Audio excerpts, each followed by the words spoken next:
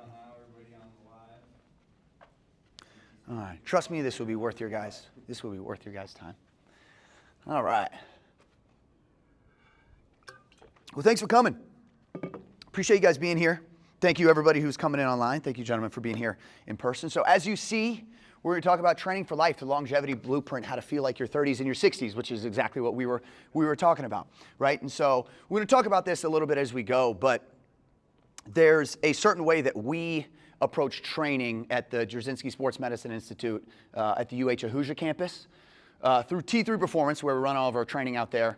That's really helped benefit a lot of our older members who were once athletes, right, and then wanted to get into something where they could continue to train like an athlete, continue to jump and continue to be capable and be strong and play with their grandkids and play with their children at a really high level. And a lot of them, almost everybody that we have talked to and everybody that you'll see sprinkled kind of throughout the rest of the presentation, they have tried other things. They didn't have success. They were set up for surgeries, and they had doctors telling them, hey, you need to stop doing this and stop doing this and stop doing this. But they got to a point in their life where they said, I don't want to stop picking things up off the ground. I don't want to stop sitting down, in a chair or bending down on the ground to pick my grandkids up. And so we figured out a way to, create a template in our training to be able to give basically life back, give quality of life back to the members we work with. So who am I, and why does anything I say mean anything, right? So why should you listen to me? So I've spent 15 years in the strength and conditioning field. Previous to that, I played 10 years of professional football. So started playing professionally in 2010 after 4 years at Indiana University, if you guys are college football fans. Indiana's really good now. We weren't very good when I was playing, right? So a little different time, but had a decent career there at Indiana, and then made my way to the professional football league. I played in the Arena Football League for 10 years. So if you guys remember the Cleveland Gladiators, that's where I played 4 years. 4 of my best years were there. And while I was playing, I would basically spend 6 months playing, and then I would spend 6 months working at a gym. And all I really knew was performance training, right? I knew how to make people fast. I knew how to make people jump higher.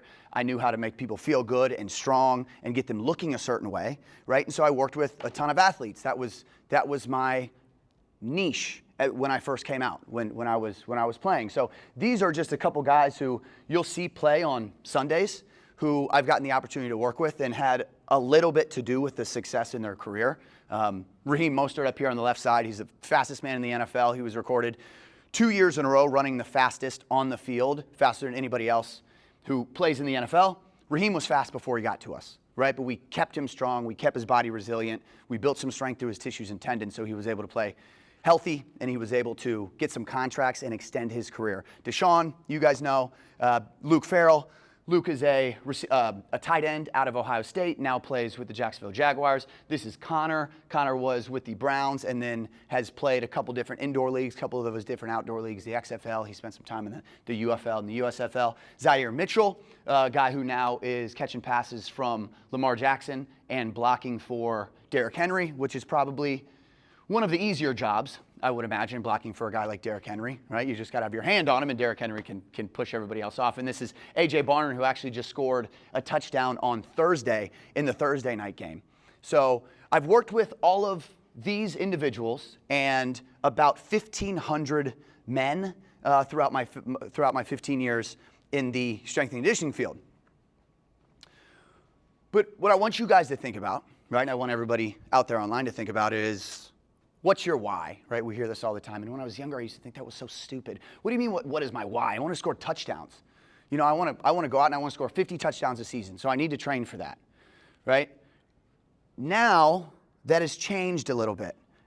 My father, who's here on the left side of the screen, my dad is my hero. He's been my entire life. He is 83 years old. He exercises 3 times a week. He really laid the groundwork for me to show that you can have kids at an older age. He had me at 45 years old. And I think the first time I beat him in a sprint, I was like 16 or 17 years old. Like a guy who could just go. He was so fit, and he showed me exactly what it took to be able to not only train for longevity, but also to have a father who was in a position to be able to give back to his kids as much as he gave back to my sister and I and my brothers. And so as I train now as a new father, I think about him all the time, right? And I think of what my dad was able to give to me, and he's still around. This was a couple months ago, this picture, so I'm not talking about it like it's old, but he's still around. He's still doing it. He's had knee surgeries. He's had bicep tears, but he still is active, and I want to be able to give that to our daughter as she continues to grow. And so my why now is these two women on the right side. I mean, that's my best friend up there, and that's our baby August, who was born 10 months ago. And so it doesn't matter how much training, how much effort, how much discomfort I need to put into my life, but if that can give me, good to see you, if that can give me one extra day with her in my 70s, my 80s, my 90s, my 100s, then I'm willing to do whatever it takes to be able to help her move forward, right? And so I want you guys to think about, before we get into this, what's your why? What's your reason to do this, right? Who are the people that inspire you? Because this journey is hard. Training is hard. Training is uncomfortable. Training is short-term discomfort for long-term benefit, right? It's the basically like putting that instant gratification on pause to be able to benefit yourself in the long run. It's a really hard thing to do, and I always think if it was easy, then you'd go down the street and there would be a gym, and there'd be a gym, and there'd be a gym, and there'd be a gym, and you could walk in and get your workout and go train and then leave. But no, instead we have a Taco Bell and we have an Arby's and we have a Starbucks, and that's what people are pushing. So it's a hard thing to do. So you really have to be grounded and understand why you're doing it. My doctor had recommended a double knee replacement for me, and I was looking around to get into some kind of exercise program to see if I could maybe do some things that would push out the date that I might have to get a replacement. So I heard about this place and started showing up, and after a couple of months, I really started to see some improvement. I could hop better, I could jump a little bit better, and so my knee issues now are minimal. I wouldn't even think about a knee replacement feeling like I do now. Oh, he said, congratulations, we won't be replacing the knees right now. The back pain's essentially gone, feeling stronger, I'm able to play with my kids in a way that I hoped I could play before, but I would kind of tire out. Mark came to us 2 years ago on the brink of spending $60,000 to get knee surgery. It's either a full knee replacement on both knees or I try this, right? He said, I recognize if I ride a bike a couple minutes a day, it feels a little better. So what else can I add to be able to help supplement that training? So he's been very consistent, 3 times a week over the last 2 years. Very recently, he went back to his doctor and they scanned his knees and they talked through everything that they talked through the original time. And he said exactly that. The doctor said, congratulations, you won't be replacing your knees now, right? So we gave Mark the opportunity to be capable. And like we said, just get a little bit of his life back, right? And feel better. And now he's in the gym and he's jumping and he's training and he's running and he's back to playing pickup basketball once a week at 73 years old, right? And that's so cool. Dr. Mike Zell here. Mike does surgery at UH for us, and he's bent over all day, every day, hours and hours and hours at a time. He came to us and he said, you know, CT, I've been in 7 out of 10, 8 out of 10 pain for the last 8 years. He said, is there anything we can do, right? And I said, this is exactly what you need to do, and I'm gonna walk you guys through what we did with Mike to be able to help him feel better, right? So imagine if you're somebody who wakes up with knee pain. Imagine if you're somebody who wakes up with back pain. Imagine if you're somebody who wakes up with consistent shoulder pain. Like, what would that feel? What would that life be like if you were able to wake up and not feel that, right? And that's what these guys are feeling every day, and it's just amazing to be a part of it. So why does this stuff matter, right? Why does this stuff matter? We don't need to answer this out loud. I just want everybody kind of to keep this in mind, right? How do we show up as the best versions of ourselves to our loved ones, right? We don't want to be tired. We don't want to be sleepy. We don't want to be achy or in pain. We want to be able to spend good quality time with our loved ones. Is pain holding you back from being the person that you want to be? Do I want to go, as I retire, do I want to leave and get into some type of training, some type of competitive training, right? If you do, then you've got to be able to prepare your body for the demands of what that training looks like. Can you look at yourself in the mirror and know that you've done everything that you can do to be as healthy as possible for as long as possible, right? This is something that we have to do on a daily basis as fathers, as grandfathers, right? As people of influence or leaders. We have to look in the mirror and say, am I doing everything that I can do to be able to give back to the people who love me, right? And if you think that's a no, right, if you're not doing everything you can do, then we're going to give you some ideas of what you can do moving forward, right? What do your loved ones say about you when you're not here, right? When mom and dad leave, right, what are the kids saying? Dad doesn't look very good, right? Dad has a hard time getting up off the ground, right? Or is it what we've always said about my dad? Gosh, he's sharp, right? He's so much fun. He's witty. He's on the ground playing with the kids, right? Dad's doing really well. That's what we want people to talk about when we leave. In case of emergency, and this is a huge one, in case of emergency, would you be able to do what you need to do physically and what it takes to be able to get out of this situation? All right, I think that's a big one. And then, are you able to live your highest quality life into your older age?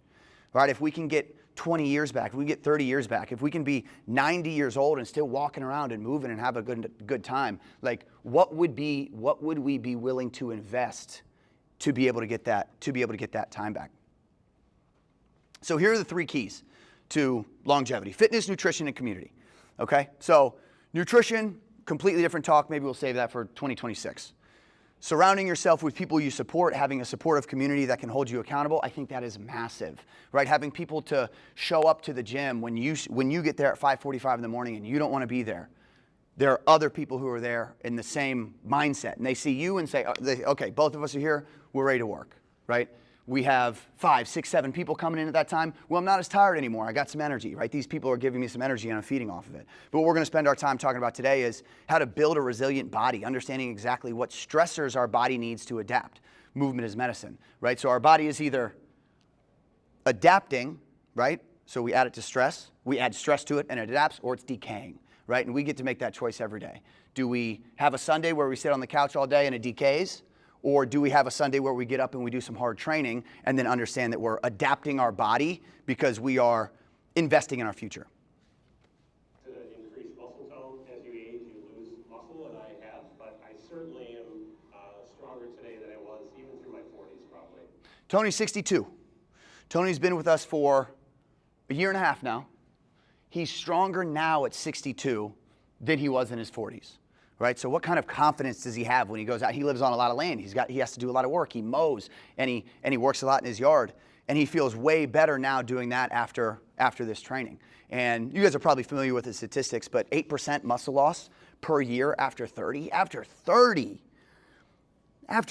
that comes up fast, right? Strength training and high protein nutrition can significantly slow, stop, or even what we're focused on, reverse this decline into your 70s, 80s, and beyond, okay? And then just looking at the statistics, starting in your 30s, you can lose 3 to 8% of your muscle mass per decade if you're not strength training. After 50, decline speeds up to about 1 to 2% of muscle mass per year. Strength loss is even faster, right? So power and strength can drop 2 to 3% a year after 50. All right, if we look at power, when we talk about power, right, and we're talking about an individual, let's say, jumping vertically, trying to get up off the ground, right, we can see it happen in real time, and it looks nice, right? You get on the ground, you jump up, but what is actually happening there? I mean, if we're trying to jump as high as we can vertically, we've got to create enough speed and enough force through our lower body, our hips, hamstrings, right? Our calves, ankles, Achilles. We have to be able to squat down, store enough energy to then be able to push as hard as we possibly can through the ground, to extend as fast as possible through our hips, knees, and ankles, and finally, as we get up off the ground, our toes. And we've got to hope that our tissues, tendons, and muscles are able to hold that stress to be able to send us vertically. That's a lot of stuff going on. That's a lot going on. And what's so popular now is we see these clips on social media, right? Fantasy football, you see it all the time. We're going to run 40s for fantasy football, right? A little bit what we were talking about running on the beach, right? And guys in their 20s, guys in their 30s are sprinting. They're running 40s to see the fastest time is going to get the first overall pick. And always we see a hamstring. Always you see a hip.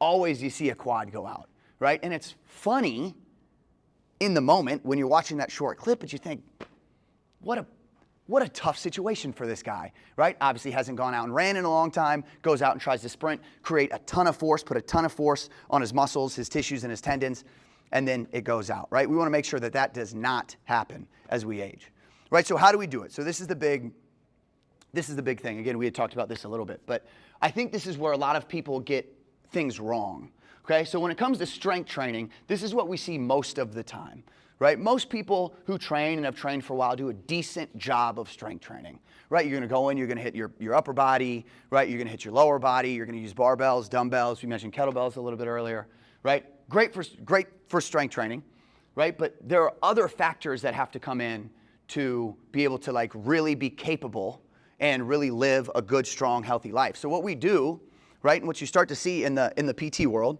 right, is an athlete gets injured, right? They get injured, let's say they have an ACL, right? They get knee surgery, they come to PT.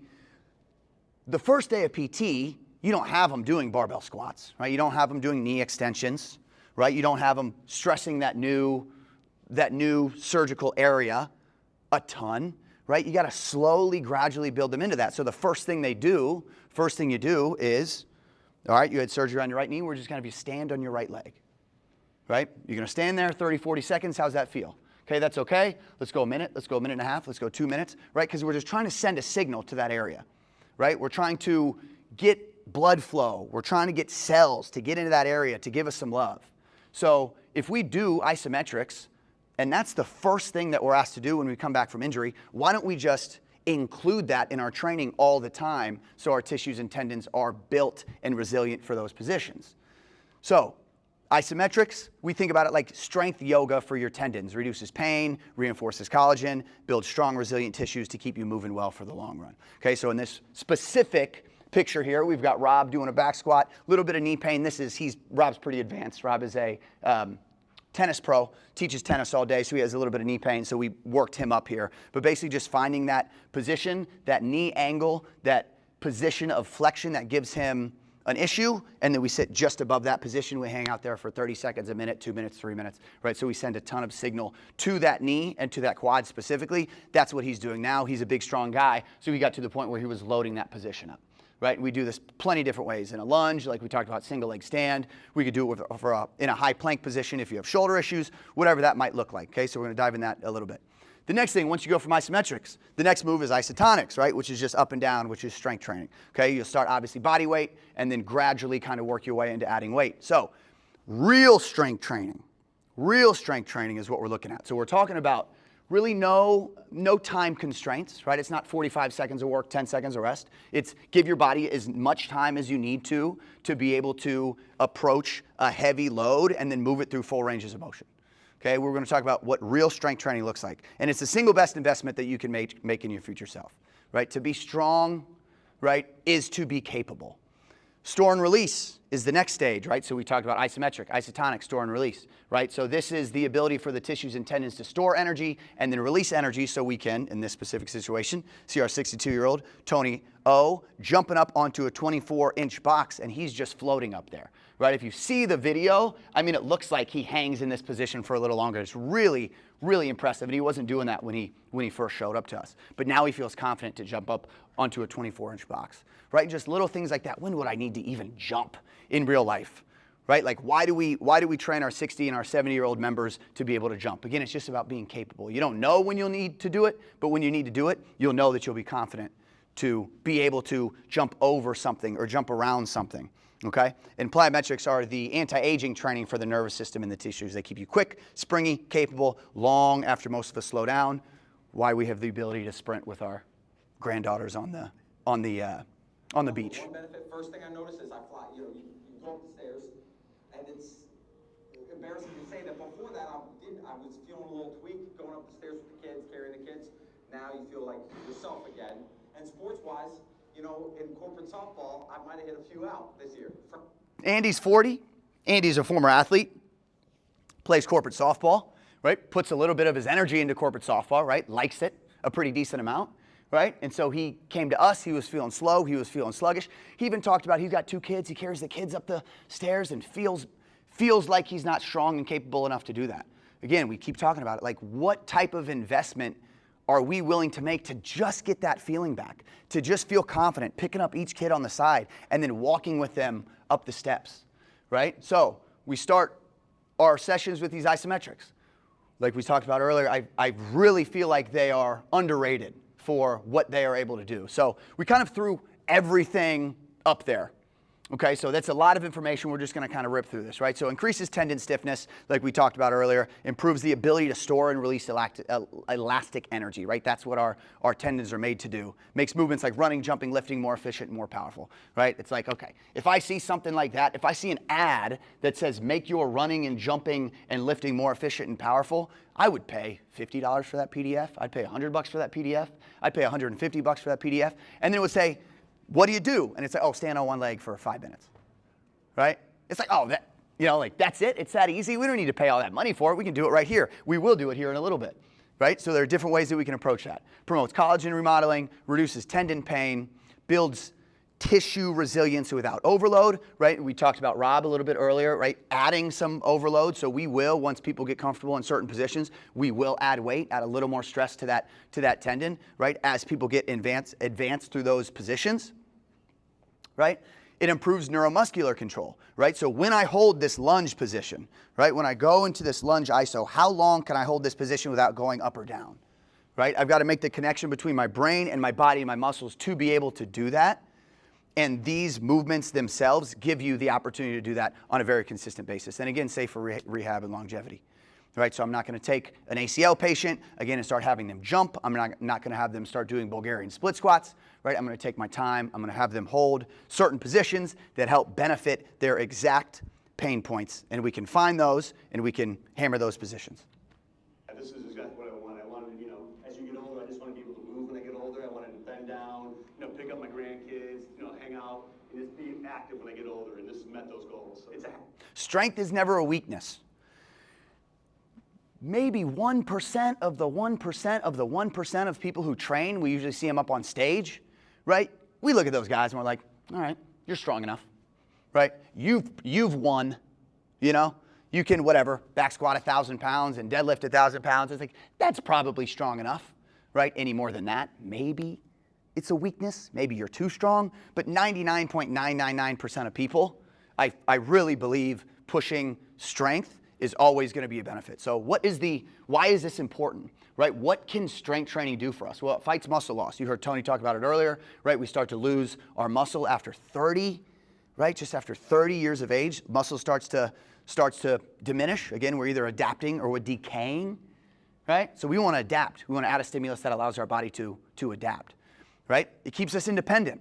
Again, this is a huge thing, right? I remember my grandfather into his 70s, my grandmother in her 70s had a hard time getting around on their own, right? I don't want that. I don't want my daughter to have to push dad around in his 60s and 70s. I want my daughter to be like, dang, my dad is still he's out there playing basketball. He's playing flag football. He's doing all this stuff. He's showing me that this stuff can be done, right? We want to be independent, right? I want, by then, I want mom and I to be vacationing and not be worried about what's going on, and we can go out and we can be on the beach and we can play sand volleyball and pickleball maybe if I eventually ever end up liking that, Everybody else does. It's fun. I just haven't had as many opportunities, but I very much see the benefit of it. But it keeps us independent, and that's so huge. Again, I just think when I break these things down, gosh, if I could take a pill for independence for the rest of my life, how much would I pay for that, right? Protects our bones, boosts metabolism, improves heart and metabolic health, supports brain health, extends health span. I mean, it's not about living longer. It's not just about living longer. It's about stronger, more capable, and independent. When you're with others who have the same goals as you, you're able to exceed your goals. I've seen that I've made a lot of progress. Just completed my first marathon this past weekend. I would thank all the staff here at T3. A couple Mondays ago, Ivor walks into the gym at about 5:55 in the morning. I said, Ivor, what's going on? How was your weekend? He said, my weekend's great. I just ran my first marathon and just started walking over to start rolling out or doing whatever he does before. I said, whoa, hold on a second. You what? Right, just on a random Saturday, just ran his first marathon. So he went to a running event. There was a 5K. There was a half marathon. He was planning on doing the half marathon. He hasn't done much running. He's done some running in his past, right? But we don't, in our specific program, I don't want to spend 45 minutes of our hour class having people go out and run. So he does that on his own a bit. But the plyometric training and the iso training that we have done with him allowed his tissues and tendons to be resilient enough for him to be able to just on a whim jump up and run his first marathon. And I thought that was so cool. And he told me, he said, I was confident in the ability to be able to do that because the hard work and the training that we've done. I felt like my body was capable enough to do that, and it was. Most people, and I've trained 5 to 7 people getting ready for their first marathon. Most people finish a marathon. Anybody ran a marathon, by the way, here? So most people will finish their marathon and then be on the couch for a week. I mean, it's just so demanding, right? The pounding over and over and over again, the knees and the ankles and the calves, right? And what it does to their brain and bodies is really aggressive. 24 hours later, 48 hours later, Ivor's in there doing some deadlifts, all right? So plyometrics can train the one thing we lose the fastest as we age, and that is power output. Again, we talked about how much power it takes to be able to build speed and to be able to jump up as high as you possibly can. I mean, it's a really impressive thing to do. And he feels like the training that we've done and that he's done has allowed him to be powerful and give him the opportunity to run marathons whenever he feels like it. So preserves power, not just strength, right?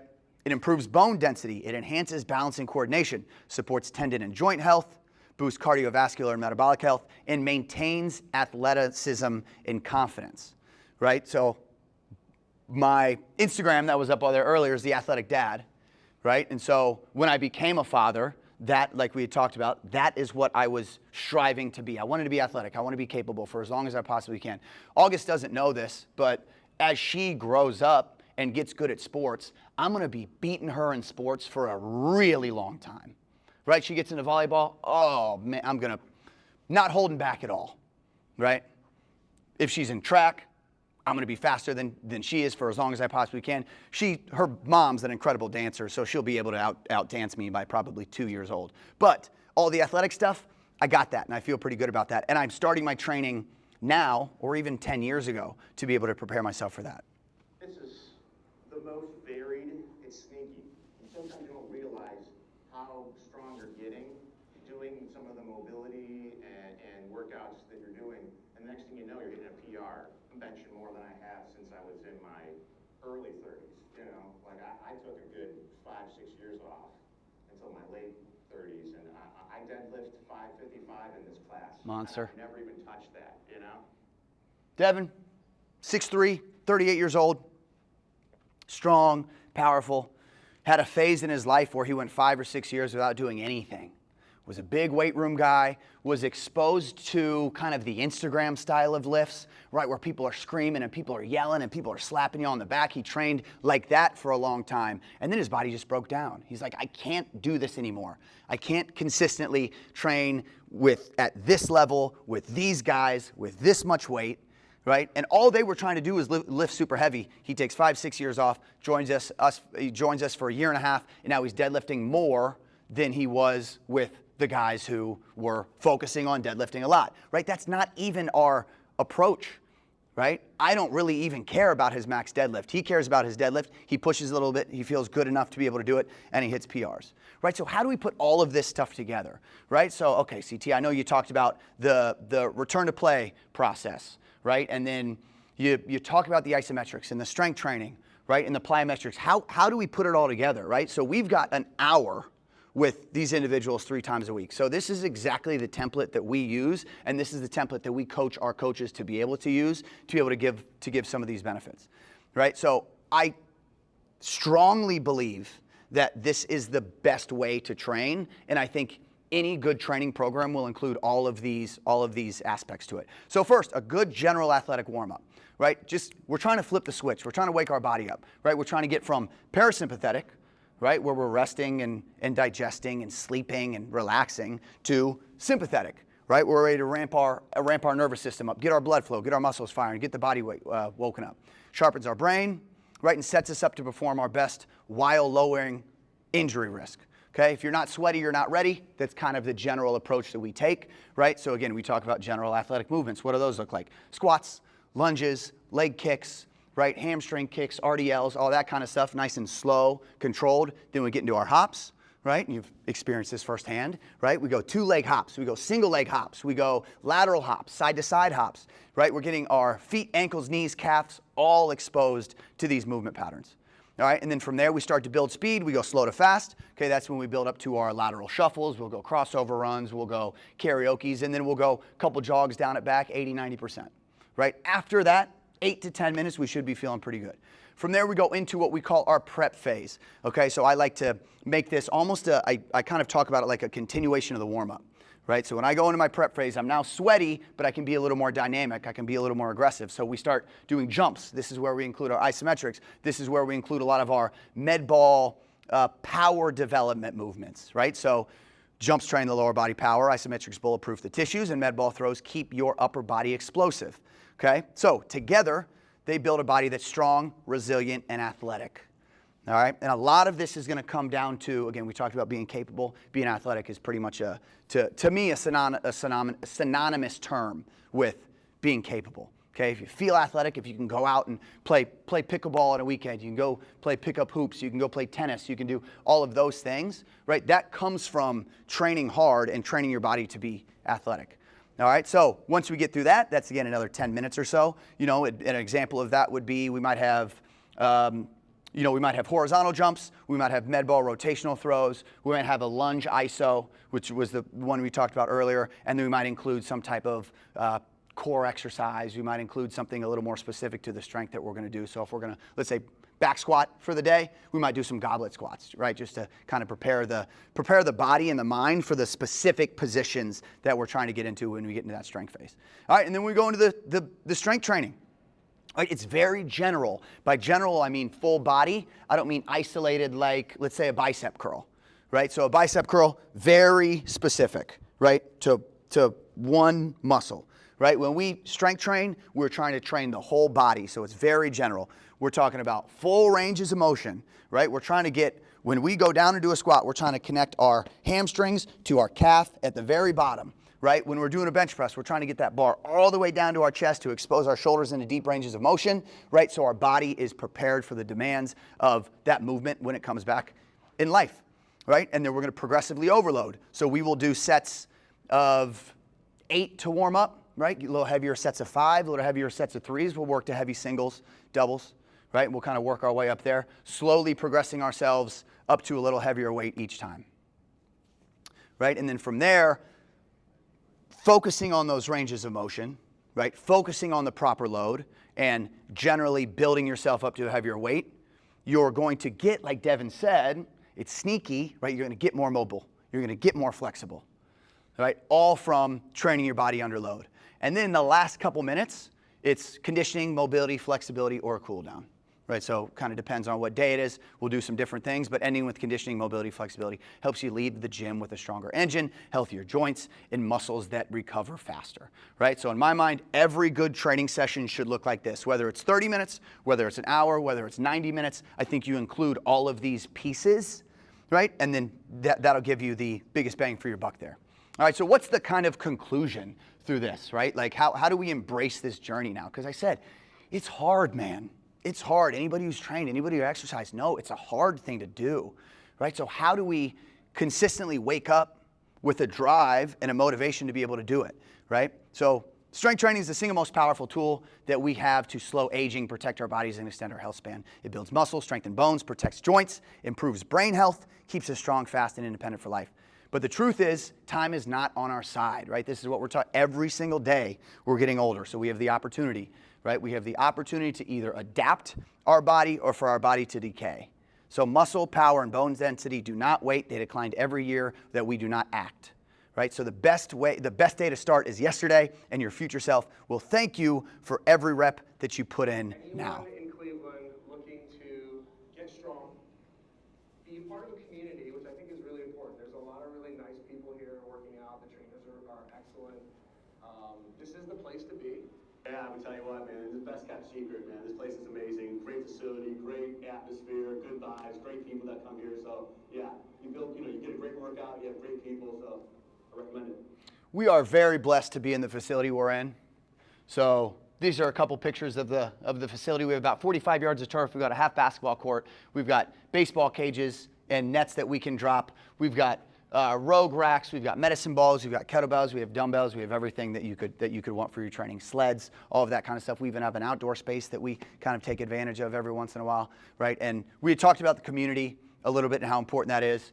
We talked to and interviewed maybe 8 or so of our adults, and what I was incredibly happy with was they all said what Rob said and what Steve said there is just the community is so strong, right? And even if it's not with us, I think that you should put yourself in a situation where you've got a really strong community around you to support you and to be able to help you along with your journey because, like we said, you're going to wake up, you're going to lose motivation, right? But it's really making sure that there's a system in place and that you're disciplined enough to be able to get up and do the thing that you know that you need to do because your future self will thank you. I want to do a few things that we talked about here. We'll take a couple minutes there. Were there any questions that we had? Or, guys, do you have any questions from just listening to that? And if you got something, Preston, we can. Yes, James. Are they classes with a group of guys, or is it one-on-one, or you can do either one? Yeah, great question. We've got both. We've got both. So everybody who you saw talking were in our Strength for Life class, right? And we, like I mentioned, we took a different approach to adult training because what you see a lot of times is this, kind of like time constraints, people bouncing back through different exercises, going up to a treadmill, going to a bike, going here and there, right? Really focus on burning calories, right? And we are taking the approach of really building strength for life. So the gentleman who you heard interviewed on here, they are in our Strength for Life class. These are all guys at 6 a.m. So about how many? So we have average class size there is 13. And we have had up to 15, 16, I think was our biggest group. We have some smaller groups in the evenings, so we do both morning classes and evening classes. I'm sorry? Everybody measured to get a baseline, and then you're building each individual? Yeah. So we have a ton of technology, right? And really what we ask the individuals is like, is this something you're interested in, right? So we have some people, and a lot of times it's like the kind of like younger guys really like what that stuff looks like and they want to do all the tests. We'll do all the tests with them. Some of them, Mark doesn't care, right? Mark is the mayor. Mark just wants to feel better, right? And he can see, oh, my strength is going up on these exercises and my range of motion is improving. And so we do all of those things. We have plenty of things that we can test. It's basically based on the individual. Yeah. And we also do, like you said, one-on-one. So when we get people who are coming out of rehab, because even right behind Steve here, back here we have the Sports Medicine Institute, and they do an amazing job. And so they work with a lot of the athletes, a lot of the adults after they've had surgery. They work with them. We talk about, and you're familiar with kind of the 4-stage process. So the 4th stage that we didn't talk about is the return to play stage, right? So you get an athlete, you get a football player who needs to then, they get basically out of PT and they need to get some return to play training, right? I think there's a big difference between return to play and return to competition, right? So return to play is just, can I jog around? Can I go 50, 60% with the team? Return to competition is like 4th quarter, 4th down. We need this receiver to be able to get off the line and make a play, right? So there's a difference there. So when we get individuals who are going through that, we really help support that, like return to play, return to competition process. We have adults, we have athletes, and that would be when we usually work with the people one-on-one that way. Yeah, good question. Anybody else? Yes? One of the slides mentioned collagen. Yes. Is that remodeling? Yes, so And the question is, I see a lot of supplements advertised on YouTube or yeah. maybe. Are there special foods that would help support collagen? Great question. So I've spent a short amount of time looking into the collagen research. It sounds like there's some good stuff out there about supplements that support collagen rebuilding. I think a lot of times what happens with, and this is really for any supplement in general, is if you buy the product, so you spend money on the product, you then take the product, a lot of times there are other things that kind of happen because you are taking a certain product that are more beneficial than the actual product itself. Does that make sense? So creatine, I actually had what's that? Developing routine and getting Yeah. And I had a conversation just yesterday with a group of women who we train, and they all just started taking creatine. And 4 or 5 of the women said, oh, I feel super sharp. I feel really strong. I said, how long have you been taking it? They're like, oh, this is day 3. Right? And everybody who knows anything about creatine knows it takes much longer to get any benefit. But the placebo effect helped them feel good enough to where now they're going to train harder, right? And now they're going to change some other things in their life because they're taking that supplement. I strongly believe that's going to be the benefit of collagen proteins, collagen edibles, and things like that. I don't know enough about the research to know exactly how beneficial just the supplement is, but I do know that training consistently is something that can be helpful. I would just have to look into the research a little more. Yeah, good question. What'd you have? I got 3. Yeah. Okay, how to get into isometric? Yeah. Awesome. Yeah, thank you. Oh, that's right. We're coming up to... How to get into isometrics if body weight is still too tough? Yeah, so great question, right? And we'll kind of wrap up with this, guys. And if anyone wants to hang out, we'll talk about kind of what we're going to do with the breakout. But so what we want to do is we want to find the position where we don't feel discomfort. Okay, so the lunge is a big one that we use. And so if you're, let's say, having knee pain and you get into a lunge and 90 degrees is too much, right? Let's say you go above that and it's a little less discomfort, you can hang out there and still get benefits up and down the chain, building strength through there. PVC pipes, using the ledge next to you. Yeah, support.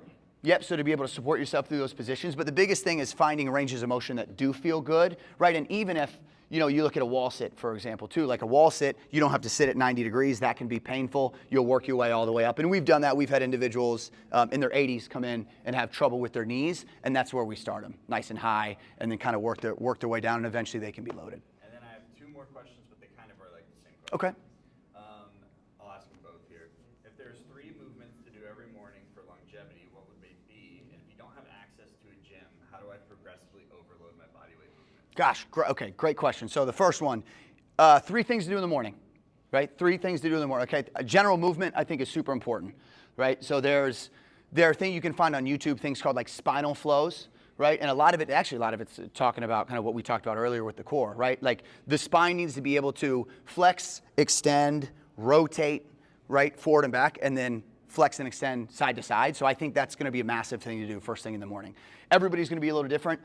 If I wake up with a little extra back pain, I might take 5 minutes of general movement there, right? If somebody wakes up and feels good, maybe 2 minutes is good enough for you. So thinking like twist, bend Yep. over, flex backwards, bend side to side. Yep. First move. Yep, that's the first thing to do. Then from there, I would do, again, general movements that I would do throughout the day. I'd do some body weight lunges. I would do some squats. I would do specific things that I know I'm going to do throughout the day that will be helpful. The big thing is when we wake up, we've been basically prone for 8 hours, right? So everything's going to feel a little stiff. Usually you'll recognize after some general movements, you'll get some benefit. So I would do some spinal movements. I would do some general movement. And then even I would focus on the third one would be isos, right? Trying to find what my sticky spots are. Is it my ankle? Is it my shoulder? Is it my hip? Is it my knee? And then kind of build those in. Lunge while you're brushing your teeth. Yeah. I mean, I spent some time, and again, because I've gone too wild on this stuff, right? Where I've spent time where I would just brush my teeth on one foot, right? Just trying to expose my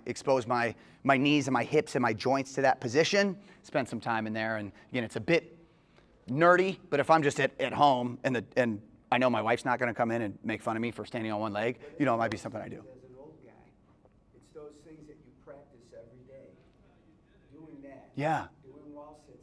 So this is what I do. I had my 4th knee surgery in March. Yeah. I do 30, 45-second wall sets throughout the day. Yes. I have a pull-up bar in 2 locations in my house. I'll do 2-minute hangs. I'll do 5 pull-ups every day. Yes. And I got one in my bedroom. If I feel like doing it, I do it. Yeah. Every day. Yeah. Those little habits are the things. I think you got to train hard, just like you're saying. Right. And you got to expose your body to these stresses and these strains to step up and build. But to keep it going as you get older, you got to do these little things. My wife thinks I'm crazy, but every birthday, every birthday I do my age in pull-ups. Yeah. Every birthday. I love it. I used to be able to do it till I was 55. I could do it in 5 minutes. Yeah. Now it takes me 10 or 12 minutes Yeah. to get it done. Now Awesome. I'm in my 60s, okay? But you do it every day. And it's the habits and understanding and knowing knowing what you're doing and not getting on YouTube and follow somebody's, exercise Right. progression, but then going to someone else's exercise progression and the next week, knowing what you're doing and understanding, having guys like you guys help out and monitoring and measuring and having an environment like that, that's what helps people step up. Totally. What you do every freaking day is what's going to keep you moving, and it's Yeah. and then having a goal. And I want to be able to do this. I want to be able to do my age of pull-ups, or I want to be able to wall squat for 2 minutes, whatever it is. Get those little things going, and then you start kicking ass, and then you start feeling like I can do jujitsu with my 30-year-old son. Yes, Boom. absolutely. Yeah. I can't beat him, but I can hang with him. Yeah. Yeah. Totally agree. And again, we talked about my inspiration. I get a text every birthday. Just did 83 push-ups. Just did 82 push-ups. And I love that. Yeah, exactly. Yeah, exactly right. You are what you do every day, right? And just to have things, and low barrier to entry. That's a big thing that you mentioned. There's a pull-up bar upstairs. There's a pull-up bar downstairs, right? It's not hard to get to it, right? It gets me. It didn't used to get me excited, but it Yeah. gets me excited. Yeah. Because the more pull-ups I can, actually, I'm on sort of a progression, so I'm doing some loaded pull-ups now. Yeah. And I do 5 sets with 25 pounds, 5 sets of 5, and then I do a warm-up set, maybe 10, and at the end I see how many I can squeeze out. So Yeah. Heck yeah. I can squeeze out 12 to 15 after because I don't usually go to fatigue anymore. Yeah. I go just like I got 1 or 2 reps. Couple in the tank, at totally. least. And then I can crank out 12 pull-ups after I do my heavier set. Yeah. And I'm still, I haven't done weighted pull-ups for 10 years. Yeah. I just started about 6 weeks ago. But those progressions and getting heavy and not worrying about heavy. Right. That's the other thing older people Yeah. worry about. Yeah. Even as a PT, I thought, when I'm 60, I better back down the loads, man. Yeah. Totally. Whoa, wait a minute. I got wimpy for a while. Yeah. Boy, I don't feel good. I'm losing muscle mass. But now, Yeah. I'm starting to escalate again, especially after my last knee surgery. Awesome. M. Amazing. Malone in the chat said 66 today and does Tante, happy birthday. Huh? I just said happy birthday. Yeah. Does an extra rep of alternating high knees every year on his birthday. Awesome. Or however So, old he but is. I So mean, it's that's the the same kind of. mentality Awesome. you gotta have. Yeah. And that's, yeah. So I CT Yeah. tries to jump his age In- on the vertical. In vertical, yeah. And I'm at 38, and I'm 38 and at 38. So we'll see how long we can go there. 39 is going to be the one. And so the answer to that, just like we said, would be frequency, right? Is so progressive overload will either come from load or frequency. We would just add frequency to the movements. Something CT said before to somebody that was asking about being sport specific in training was the program can be a crappy program, but if you do it this amount that it tells you to do it, you're going to get good results. It can be the worst program in the world, but if you do it every day, you're still going to get results. Yeah, and really the overall idea of it was the intent is what matters, not even necessarily the sets and reps, right? So if we have a baseball kid who thinks that this program that he bought online is going to get him to the MLB, he's going to train as hard as he possibly can at that program. And it might be bodyweight lunges, bodyweight squats, and jumps, right? But if he thinks that this is the key and this is what's going to get him to that position, he's going to put everything into it that he possibly can, right? So what we have going pretty well now is that we not only have people believing that this is the best thing for them, but then now we're getting objective results that show us that it is good. So now that's when you really have that's when you really kind of catch lightning in a bottle, right? You not only have the belief behind it, you've got your community, but then you also have the results that kind of speak for To themselves. that point, it's like, imagine if you, instead of doing your crappy program every day, Yeah, you do yeah. a program for work Yes. every day. Yeah. Yes, amazing. Yeah, absolutely. So, and again, I don't know what the time looks like, right? But our approach was just going to be we were going to do some ISOs, and I was going to kind of show you what those look like. But because I know there's some other stuff, what we can do is I'll just kind of like talk you through what the approach is, right? So, the thing that we see the most, right, is going to be the low back, the knee, the shoulder, right? So what we're trying to do is we hit isometrics around those body parts all the time, right? And so I want to just give you some of those ideas of what those look like. So there's an ISO flow that we call the ISO trio. So it's 3 positions. And we always go with the shoes off.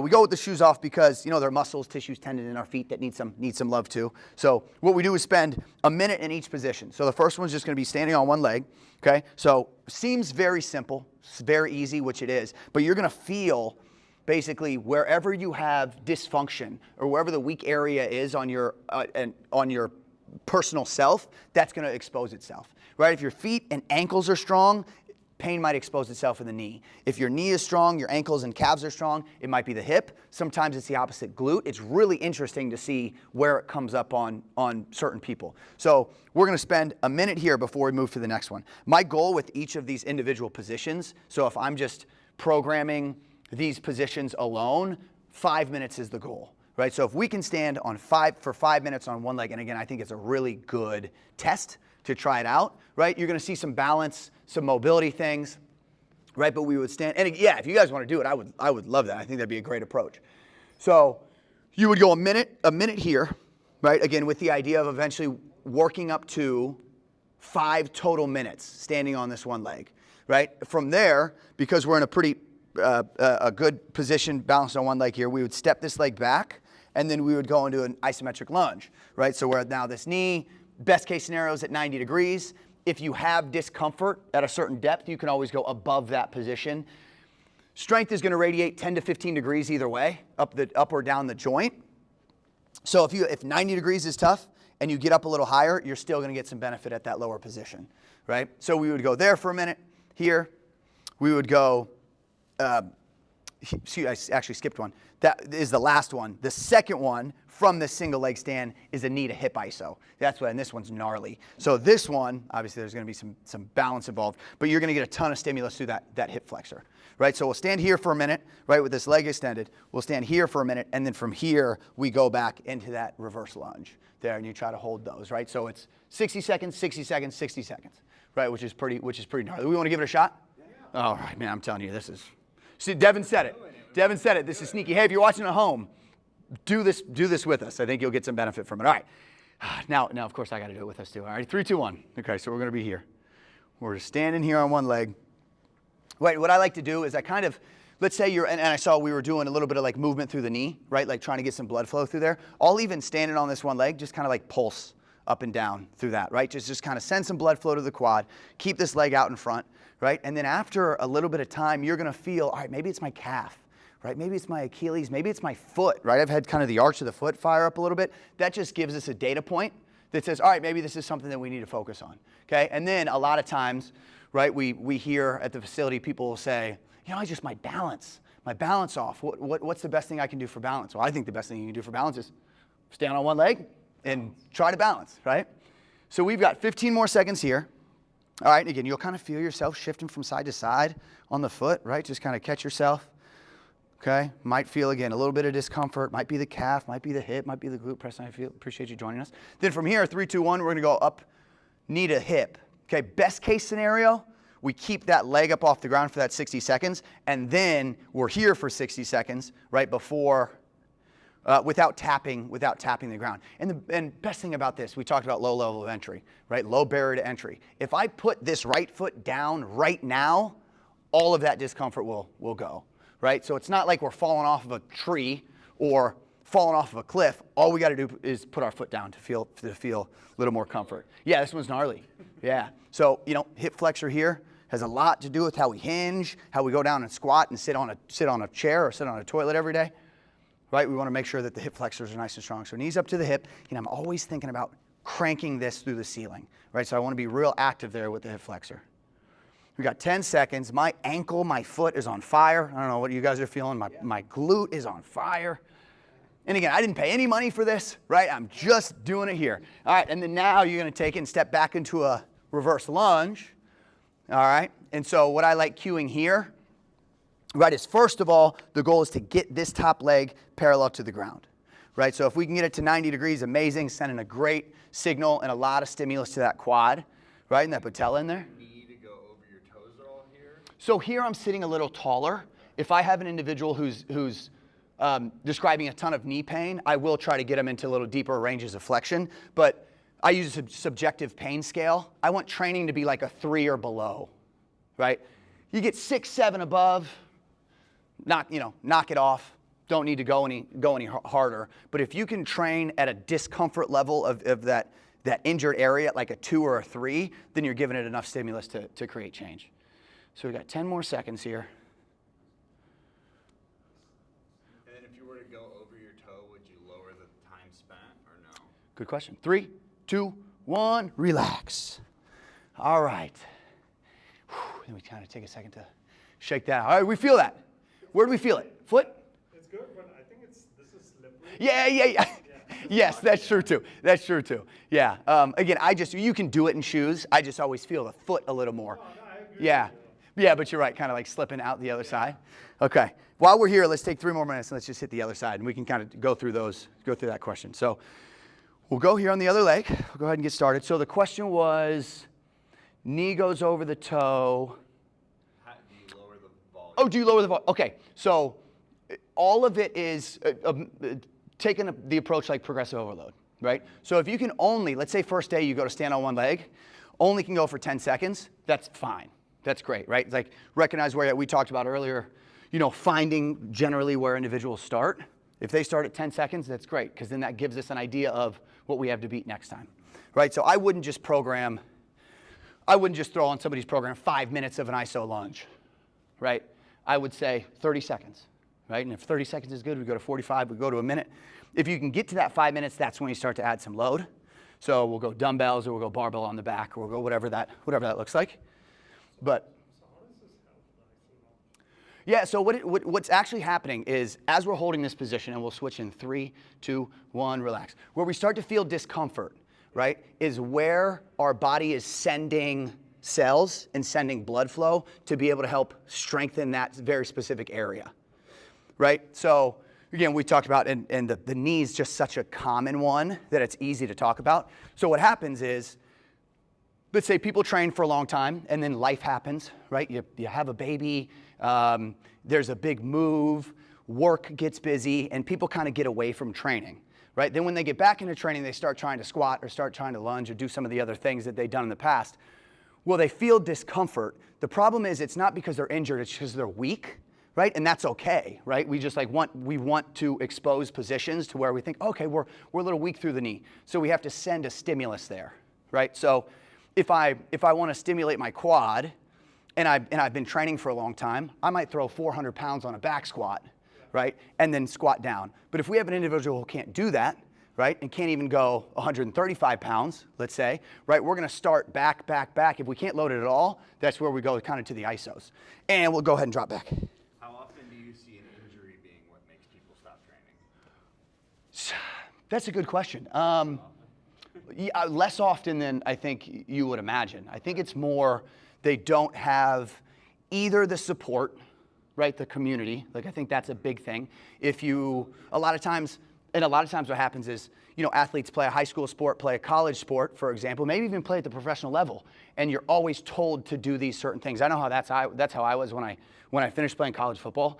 I thought, I'm going to take months off of training just because I didn't have a great experience. Right, our coaches were coached in a way that I didn't appreciate, and so I just had no interest in it. And then after about a week, I realized that I didn't feel as good. Right, we just got 10 seconds here, and so I got back into it. But I also understand why people don't train. 3, 2, 1, relax, because it's a hard thing to do. Right, so it's like a lot of times people will stop training because they just get busy and need to find something to get themselves back into it. And I think isos is a great way to start, and then like James had mentioned, like daily movement, another great thing to do, right? And then eventually from there, being able to build up to where you guys can do something else. So just doing this ISO is going to make a lot of... Yes, much more than you. So like, how do you even feel now? I can feel like when I was standing on my right leg, Yeah. it was struggling as compared to my left, Yeah. but not by much. But Yeah. A little imbalance. You gotta work on your imbalances. I'm a PT, so imbalances, covering your imbalances are very important. Yeah. If you can do it 30 seconds this side, man, I could lock down, but on this side, spend twice as much time, or do 2 sets of 30 seconds here, 1 set of 30 seconds here. Practice getting the other side as good. Yeah. Okay. And Does that Yeah. just have a like I drive a manual transmission. I wonder if that also. Yes. Well, and so that's where we look. That's where we look to a lot. So Preston had mentioned the injuries, and this is, I think, a huge point. And this is a good point to kind of finish on. Is people will come into the gym and say, "Oh, it hurts when I do this. I probably shouldn't do this exercise." Right? Instead of framing an exercise, not saying you're doing it, but instead of framing an exercise as something that's poor, what we need to do is look at our lifestyle and see what we do in our lifestyle on a daily basis that might give us discomfort in those positions. And like what you're saying is exactly right. So I work with a gentleman who works on cars all day, and he's been talking about this knee pain that he's had consistently. And he's like, man, every time I lunge in the gym, it hurts. I don't want to do lunges. And I was like, well, hold on a second. Like, tell me about your lifestyle. What do you do for life? Well, my whole life I've been like this, working on cars. Right? And then so we've just been down on a knee in this position for years and years and years.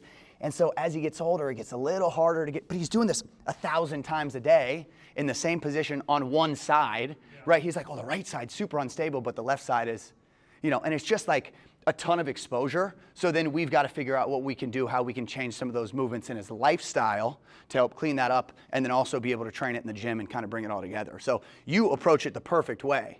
Right, is like, oh, I do this specific thing. This might be why this happens. That's totally a great approach. And it's funny because that's almost like how vaccines work, right? They give you a tiny bit of the disease so that your body builds immunity to it. It's kind of the same concept of this movement hurts, but it's a movement humans should be able to do. Yeah. So maybe I just need to do that movement more in a controlled environment, and then now your body's going to start adapting. Yeah. Yeah, that's really cool. So I went downstairs to get like health screening. Yeah. And my shoulder has been hurting, so I was like, I'm gonna get it checked out. Yeah. And they basically, my left shoulder has been hurting.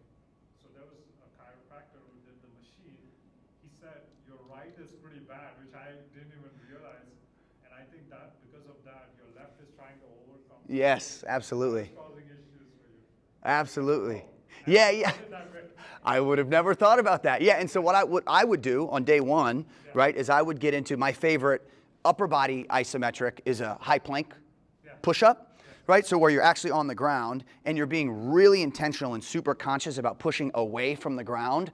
So everything through here is nice and stable and strong. And then you're building the resiliency. That's where you're going to get the blood flow. That's where you're going to get the cellular support right to your shoulders. The issue is the right word.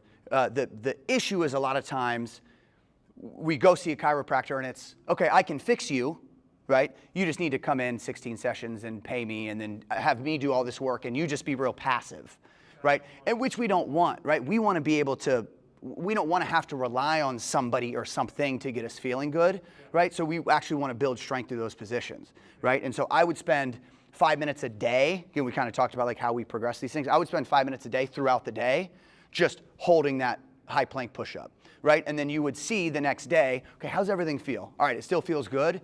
Let me add another minute to that, right? So throughout the day, 6 minutes, doesn't have to be all at the same time. Can be, like we talked about our pull-ups, right? Can be 1 minute at some point before breakfast, can be 1 minute after breakfast, can be 1 minute before lunch, right? And just kind of build that up, right? So you are constantly exposing and giving those muscles in your shoulders a strength stimulus so it can get stronger and it can get healthier. And so we don't have to then rely on somebody to go in there manually. That's great, I think, for a short-term pain relief, but long-term, we really want to figure out how we can take advantage of it. Though, if the high plank is too painful.